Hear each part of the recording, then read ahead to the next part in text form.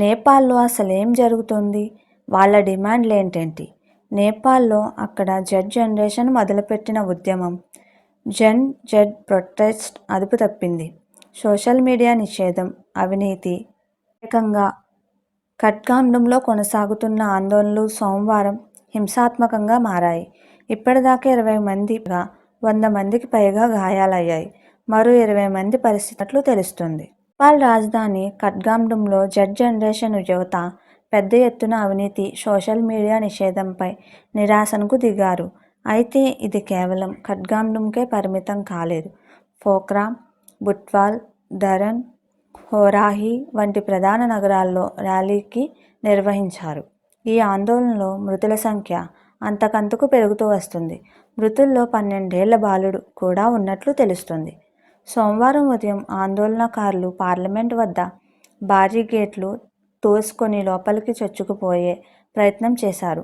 Parliament పలు చోట్ల నిప్పు పెట్టేందుకు ప్రయత్నించారు. పోలీసులు వారిని అడ్డుకునే ప్రయత్నంలో పరిస్థితి పూర్తిగా అదుపు తప్పింది. రబ్బర్ బుల్లెట్లు, టియర్ గ్యాస్ భారీగా ప్రయోగించడంతో పలువురు నిరసనకారులు మరింత రెచ్చిపోవడంతో ప్రభుత్వం సైన్యాన్ని రంగంలోకి దించింది. ప్రధాని కేపీ శర్మ ఓలీ స్వస్థలం దమక్కు ఈ నిరసనలు విస్తరించాయి. ఆందోళన వెనుక కారణాలు కిందటి ఏడాది ఆగస్టు, సెప్టెంబర్ సమయంలో నేపాల్ సుప్రీంకోర్టు అన్ని సోషల్ మీడియా సంస్థలు నేపాల్లో నమోదు కావాలి అని ఆదేశించింది. స్థానిక ప్రతినిధి నియమించాలని, grievance handling officer, compliance officer తప్పనిసరిగా ఉండాలని పేర్కొంది. అయితే సుప్రీంకోర్టు తీర్పు అమలు విషయంలో ప్రభుత్వం వ్యవహరించిన తీరుపై విమర్శలు వచ్చాయి. చివరకు సెప్టెంబర్ 4న 26 అప్లికేషన్లను, యాప్లను బ్లాక్ చేసి పడేసింది.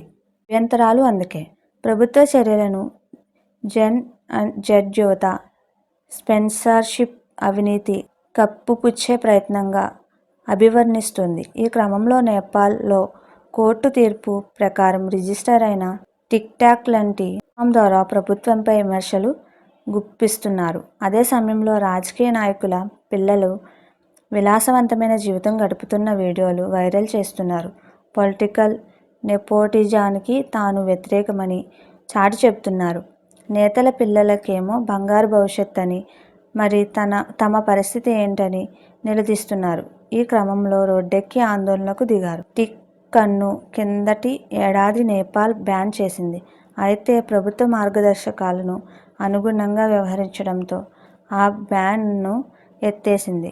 ఇప్పుడు అదే ప్లాట్ఫామ్ ప్రభుత్వ వ్యతిరేక నిరసనలను ఉవ్వెత్తున సాగేలా చేస్తుంది. ప్రభుత్వం స్పందన నియమిత నమోదు లేకుండా పనిచేస్తున్న సంస్థలను నిషేధించడమే ఉద్దేశం అని ప్రభుత్వం చెబుతుంది.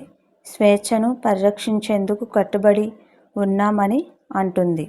నిరసనలో ఆందోళనకారులపై పోలీసులు వాటర్ క్యాన్లను, టియర్ గ్యాస్, రబ్బర్ తూటాలు ప్రయోగించారు. పలుచోట్ల కవరేజ్ వెళ్లిన జర్నలిస్టులు గాయపడ్డారు. ఖట్గాండం, బనేశ్వర్ ప్రాంతం నుంచి ప్రారంభమై కర్ఫ్యూ అధ్యక్షుడు, ఉపాధ్యక్షుడు, ప్రధాని నివాస ప్రాంతాల వరకు విస్తరించబడింది. ఖట్గాండం పోస్ట్ కథనం ప్రకారం నేపాల్లో 1,35,00,000 మందికి ఫేస్బుక్ యూజర్లు ఉన్నారు. 36 లక్షల మంది ఇన్స్టాగ్రామ్ యూజర్లు ఉన్నారు.